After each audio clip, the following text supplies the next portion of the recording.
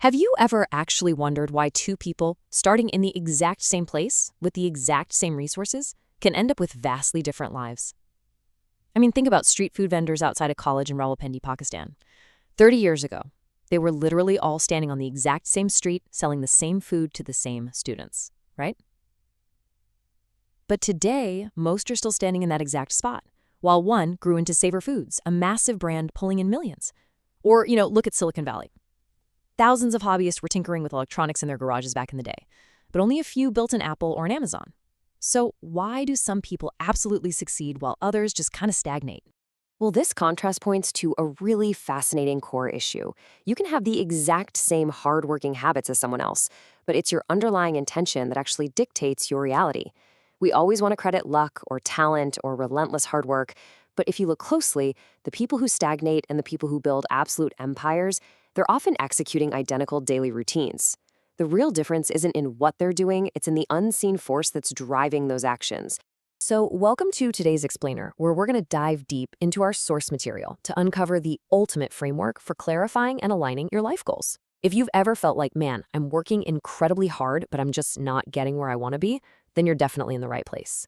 We're going to look beyond standard habits and discover how to align your deepest intentions with true, lasting success. Okay, so here's our roadmap for today. 1. The missing root habit. 2. Fixing your distorted lenses. 3. Uncovering your true intention. 4. The universal principle compass. And finally, 5. From vision to action. Let's get right into it. All right, section 1, the missing root habit.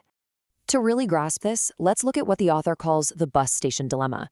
Just imagine a friend calls you up with this lucrative business deal and yells, "Hey, meet me at the bus station."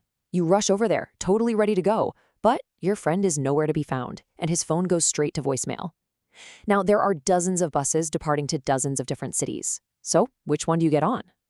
The answer is you can't board any of them. If you board a bus without knowing your exact destination, taking the fastest, most efficient route is completely useless. In life, your habits are the bus, but you absolutely still need a destination. And that destination, that is your true intention. It's the invisible route driver that determines the scale, the direction, and the ultimate destination of your life's results. It is not just some passing wish, a daydream, or a surface-level desire like, oh, I want to be rich. No, it's the authentic compass for your life's journey. See, weak intentions produce weak, basic survival-level actions, but strong, crystal-clear intentions, they ignite persistent, completely unstoppable actions. So the crucial point here is contrasting standard habits against true intention. I mean, think of Stephen Covey's famous 7 Habits of Highly Effective People. Things like being proactive, putting first things first. These are incredible tools, right? They act as your map and your engine. But true intention, that's your compass and your steering wheel. If your compass is skewed, your highly efficient engine is literally just going to drive you in the wrong direction much, much faster. Moving on to section 2, fixing your distorted lenses. Now consider this really powerful stick in water metaphor from the source. When you place a perfectly straight stick into a glass of clear water, it looks bent to the human eye, doesn't it? The endpoint seems shifted. If you aimed exactly at where you saw the end of the stick, you would completely miss the true target. Well, in life, our true destination gets visually distorted by the medium around it in exactly the same way. So what exactly is that medium bending our vision? It's the filters we look through every single day. Things like culture and society, our own hidden fears, borrowed beliefs, and of course, financial pressures. We think we're aiming for true success, but we're actually just chasing a tilted reflection. We pursue goals because society expects it, or maybe because we have this hidden fear of being judged, or because we've simply borrowed someone else's definition of wealth. And this bends our perception so much that we end up chasing the totally wrong goals entirely. Which brings us to section 3, uncovering your true intention. To fix this distortion, the source recommends this slightly uncomfortable but deeply liberating 5 whys drill-down process. Here's how it works. You start with a surface goal, like, I want money. Okay, ask yourself why. Well, so I can buy a house. Ask why again. To protect my family. Why? Because I lacked security growing up. And why does that matter? Because what I really, truly want is freedom from fear. See that? Suddenly, the intention is no longer just about stacking dollar bills. It's about freedom. It's about security. If you don't drill down like this, you'll just chase the money endlessly and never actually cure the underlying fear. And here is another incredible way to test this. Ask yourself right now, if absolutely no one ever applauded you, what is the thing you would still do? If there was no social media, no family pressure, no neighbor to impress, what would actually drive you?